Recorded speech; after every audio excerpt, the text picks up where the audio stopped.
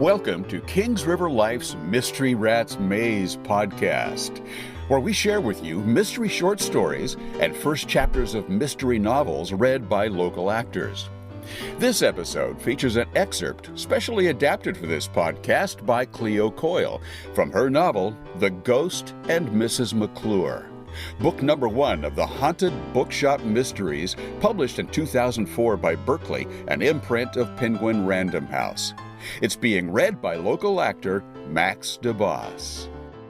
After the sudden, terrible death of her young husband, Penelope McClure packed up her little boy and returned to her hometown of Quindicott, Rhode Island.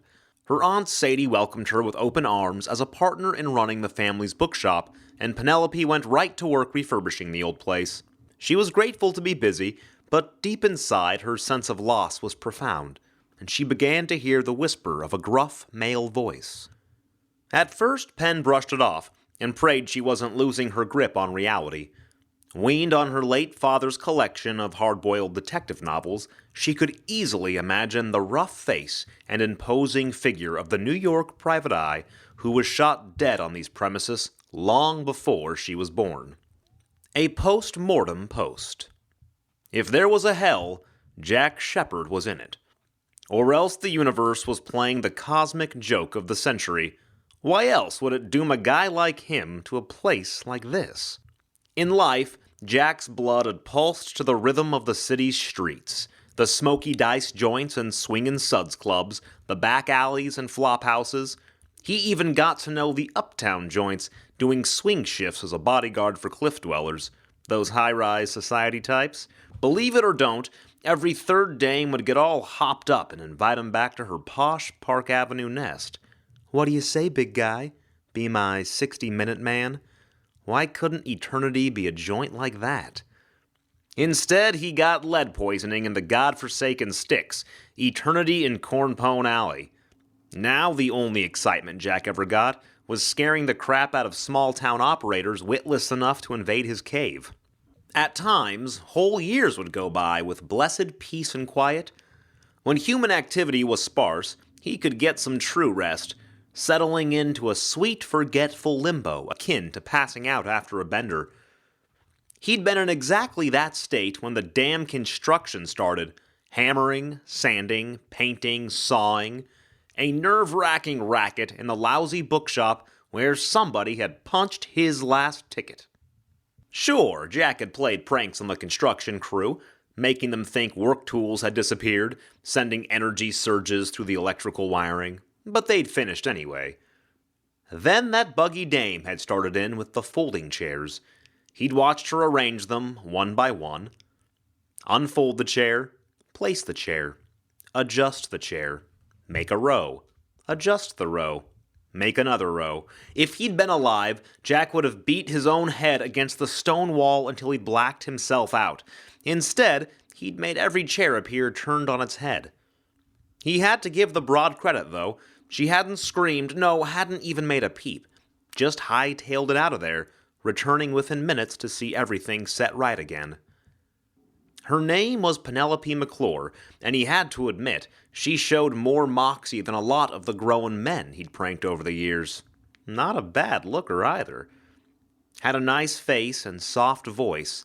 Certainly she was the first living entity he'd considered shifting himself towards since he'd crossed over, which was hilarious, because if he had read her thoughts right, she didn't even believe in ghosts. Well, he hadn't believed in them either. Concrete Jack. That's what he'd been. You want me to believe in something, I gotta see proof. Show it to me plain as the broken nose on my face. In life, Jack had seen enough corpses to know death was the end. When you died, and that was it. Brother, had he been wrong. Now he sat back and watched, and lately it was that broad Penelope he couldn't stop watching. Despite her sweet-as-pie face and hard work ethic, the doll could be pretty annoying. The chair-fixing compulsion was just one case in point. Still, the dame didn't deserve the flack she was getting from the biggest a-hole of the 20th century, Timothy Brennan. Yellow journalist, degenerate gambler, itinerant backstabber. The two-bit newsman had fouled up more than one of Jack's cases, Now he was billing himself as some kind of best-selling author, and throwing his considerable weight around, ordering Penelope to rearrange the room, fetch and carry, make things just so for his little book signing. Timothy Brennan, that lousy rat Fink. Before Brennan appeared, Jack had been observing the bookshop activities this evening with mild interest. Now Jack was awake, and alert, and boiling mad. Brennan didn't know it yet, but he had just made the biggest mistake of his life. He'd walked into Jack's bookstore. 10 hours later. Penelope's pounding head lolled from side to side as she wrestled with dreamland. When consciousness finally won, she rose from the rocking chair where she'd passed out and began moving shakily through the dimly lit bookstore. Anyone here? Her mouth was cotton, no doubt from the whiskey her aunt had given her to calm her nerves after the police arrived. I really could use a drink of something non-alcoholic, she thought. She checked her watch, big hand on 12, little on 4. Well, the party's certainly over, she mumbled, looking at her beautifully renovated shop. All the new inventory, the antiques, the fixtures, all her hopes and efforts. More than the party was over, and she knew it. Timothy Brennan had been By the Book's first author appearance, and he'd ended up dead. Talk about cursed. Now authors would avoid this store in droves, right along with the customers. Not that they hadn't before, this incident just gave them a new reason. Penelope sighed. Who in the world will patronize us now? Maybe Brennan's ghost, she thought, if she believed in ghosts. Her friend Brainerd once said that ghosts and stories meant unfinished business, but he'd been talking about literary devices. As her shaky legs moved beneath the archway that led to the community event space, Penn tried to recall the last time she'd considered actual spirits. It had been years, back when she'd watched them lower her mother into the muddy earth of the Quindicott Village Cemetery. At the ripe old age of 13, she'd been certain that death was not the end. Every night she'd whisper into the dark from beneath her blanket. She'd tell her mother about her day at school, a boy she liked, a grade she got. Penn was certain her mom could hear her, just couldn't answer. After school each day, she'd visit her mother's grave, bring her a flower, read her a poem. Sometimes she'd visit the other graves. A neighbor boy who'd been hit by a car, a favorite teacher who'd suffered a massive heart attack, a teenage girl who drowned. Penn had become an expert at talking to the dead, and a few times when she'd been under great stress, she thought she could hear the dead speaking to her. But then she lost her older brother and her dad. At 17, Penelope stopped trying to talk to the dead. It seemed pointless. She was alive, and they were not. Wherever they'd gone, they'd left her behind, and it suddenly seemed clear. The only thing the dead left the living was alone. One of the store's dim nightlights shone in the corner. The chairs had been folded and stacked against the far wall, leaving a wide expanse of empty floor. No police tape or chalk lines or anything out of the ordinary. Why should there be? Brennan died of natural causes. A heart attack, perhaps, or a stroke. Penn gazed at the carved oak podium, now standing in the corner, the spot where Brennan had fallen.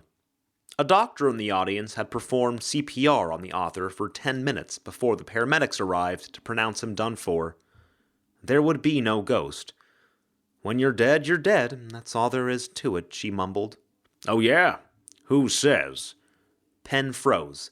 She took a step back and searched, but saw no one. Still, the room was too dark to see through every shadow. Whoever you are, the party's over, okay? She said, trying and failing to sound commanding. You have to leave now. Believe me, honey, I would if I could. Penn told herself to keep steady. Her Aunt Sadie and young son Spencer were upstairs. She had to get this guy out of the store. Now. What do you want? Money? I doubt we sold many books. Think again, doll. You sold them all. What? They're all gone. Look for yourself. Penn wanted to run right to the stockroom, but first she returned to the main part of the shop, reached under the counter, and let her fingers close on Sadie's aluminum baseball bat. Sadie would have locked up the money in the safe upstairs, but the stockroom would have the evidence. And stay out of my way if you don't want a bashed-in skull, Penn said. Too late, the man replied. Penn flipped the switch. The entire space brightened and revealed no one. She hurried across the large room and into the back corridor, swiping at switches along the way. Then she entered the chilly stockroom and almost dropped the bat. In the corner were over a dozen crushed cardboard boxes. Not one was left unravaged. 300 hardcovers, Penn murmured, doing the math in her head. That's $27.50 a copy times 300, 46% of which we keep. That's almost $4,000 in one night. An average annual income in my time. A good haul, honey. Penn wheeled, searching for the man who kept speaking. Where in the hell are you? Right here. With you. Penn couldn't take it anymore. She ran from the storage area. I'm calling the police. To tell them what? Huh? You're hearing voices? Penn's step slowed. He wasn't wrong. She couldn't see him. What was she going to tell the cops? An invisible man was talking to her? The Quindicott PD would have trouble finding a criminal who walked up to their front door. What's your name? Penn demanded, hoping she could talk him out of hiding. Her name's Jack. Jack what? Jack Shepherd. That's not funny. I'm not trying to be funny. No, you're trying to scare me, and I don't appreciate it. Well, ain't that a tragedy? At least you sold your books. Yes, that's good news, but I'm sure it's just a one-night fluke. Maybe. But I'll tell you what's not a fluke. Brennan's death. What do you mean? He was murdered, honey. Set up and sent up. That's an awful thing to say. Take a break from Miss Prissland, would you? What? You nice-thinking Janes really burned me up. Well, the same to you, whoever you are. I told you, Jack Shepherd. Shut up! If you're such a big, tough, hard-boiled dick, then why are you hiding, huh? Where the heck are you? Too afraid to show yourself? After a terrible silence, the voice spoke again. Turn off the light.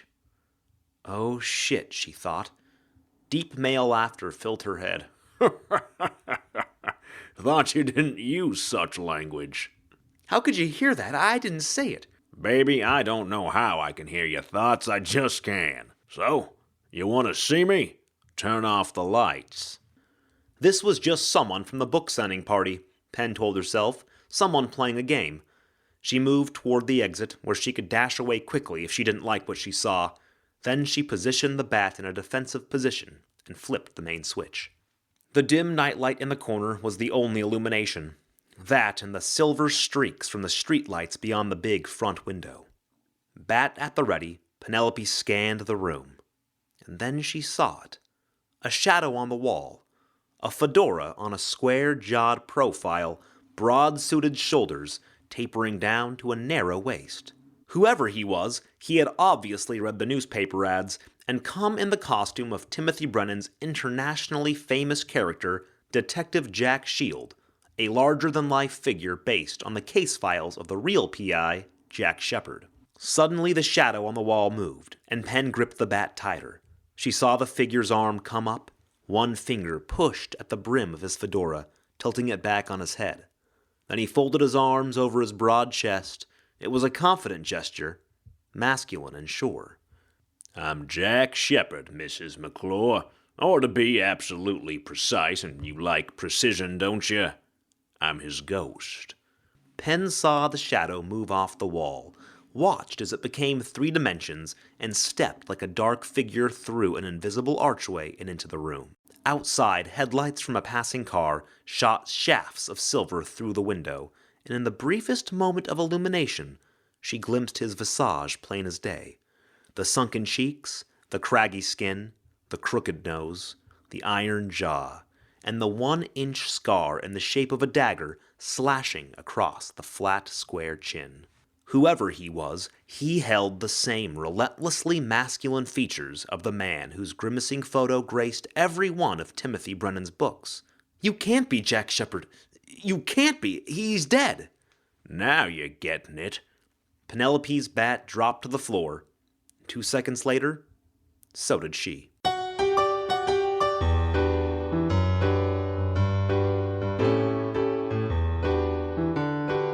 This reading of The Ghost and Mrs. McClure was produced by Kings River Life and directed by Lori Lewis Ham. This adaptation of the excerpt of The Ghost and Mrs. McClure was created by Cleo Coyle for this podcast for promotional purposes. All rights reserved. The latest book in this series, The Ghost and the Bogus Bestseller, was released in September of 2018. To learn more about Cleo Coyle, visit cleocoyle.com. And to learn more about the Haunted Bookshop Mysteries, visit hauntedbookshopmystery.com. Check out Kings River Life magazine's websites for more mystery, local theater, animal rescue, and so much more. kingsriverlife.com and krlnews.com. We will be back next time with another mystery short story or mystery first chapter. Subscribe to our podcast to make sure that you don't miss a single episode, and follow us on Twitter to keep up with everything KRL at Kings River Life. Until next time, we wish you a life full of mystery.